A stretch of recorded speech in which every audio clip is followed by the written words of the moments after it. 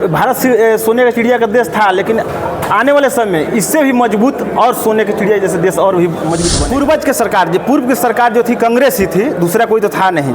उन्होंने अपना लालच में अपना प्रधानमंत्री बनने के लिए उन्होंने देश को बंटवारा। बांग्लादेश में जो सत्ता परिवर्तन हुआ है, जो नई सरकार बनी है, अंतरिम सरकार, इसका भारत के प्रति सोच अच्छा नहीं है वहाँ लोग का। क्या लग रहा है जो भी वहाँ अल्पसंख्यक समाज है, उन लोगों का ऊपर बहुत बड़ा खतरा आने वाला है? देखिए, कहने का मतलब कि बांग्लादेश हम लोग से अलग है। हम लोग में इंडिया में तो नहीं है ना, इंडिया से बाहर है ना। तो कहने का मतलब वहाँ के लोग जो सोच रहे हैं वो गलत नहीं सोच रहे हैं, वो सही सोच रहे हैं। खतरा तो है वहाँ के लोगों पर, लेकिन वहाँ के लोग भी अब जागरूक हो गए हैं, जग चुके हैं, समझ चुके हैं अपना भी सब बात।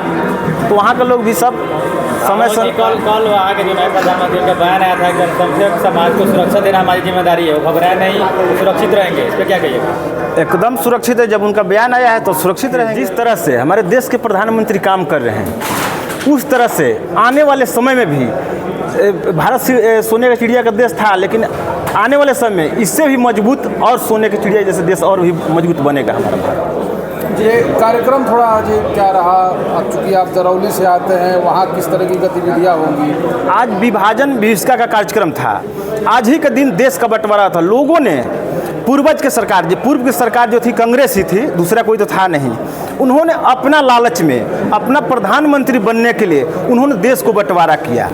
देश को बंटवारा अपना स्वार्थ के लिए किया, और उसके वजह से आज देख रहे हैं हर तरह से।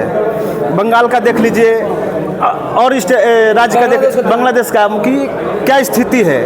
उस स्थिति को मजबूत करने के लिए हर प्रधानमंत्री एकदम लगे हुए हैं कि हमारे भी देश का ऐसा कुछ ना हो, और आने वाले समय हम लोग देश के प्रति का अभियान जो चल रहा है 9 अगस्त से लेकर 15 अगस्त तक, क्या लग रहा है इसमें कितनी सफल भूमिका निभा रहे हैं आप? हम लोग तो एकदम हर घर, हर बूथ से लेकर के हर कार्यकर्ता को लगा दिए हैं। हर घर तिरंगा भी फहरेगा।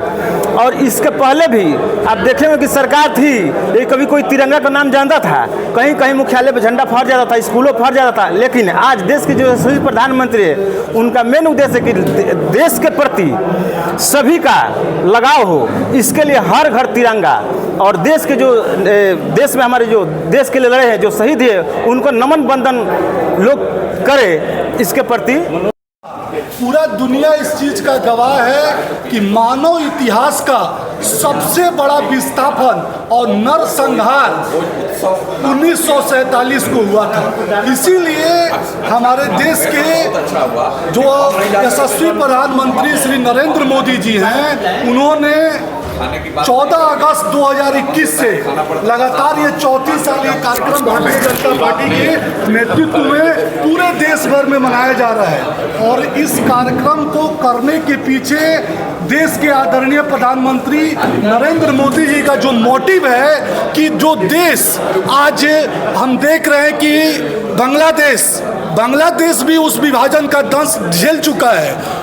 हम सबको एकजुट होके आपसी भाईचारे में रह के कैसे देश को मजबूत करना है कि आने वाले दिनों में फिर उस तरह का विभीषिका जो पूरा भारत, जो अखंड भारत ने दंश झेला है, वो भविष्य में हम न झेले। इस कार्यक्रम करने के पीछे हमारे देश के जो प्रधानमंत्री हैं, उनका यही मोटिव है, क्योंकि भारतीय जनता पार्टी देश में राष्ट्रवाद की पहचान है। इसका जन्म ही राष्ट्रवाद के लिए हुआ है। इसलिए देश से जुड़े मुद्दे हम सबसे नज़दीक हैं, और हमारे आदरणीय सांसद साहब ने इस चीज़ को बखूबी बताया कि कैसे उस दिन क्या हुआ था। और ये कार्यक्रम आज भारतीय जनता पार्टी सिवान परिवार की तरफ से मनाया। तिरंगा झंडा फहराने का ये एक अभियान है, लगातार अभियान हम लोग चला रहे हैं, और कल हम लोग इस अभियान को कल पूरा करेंगे। हर एक घर में तिरंगा फहराएंगे। कुंदन जी हैं, और इस पार्टी में कौन से? हम डॉक्टर कुंदन कुमार सिंह जिला मंत्री, और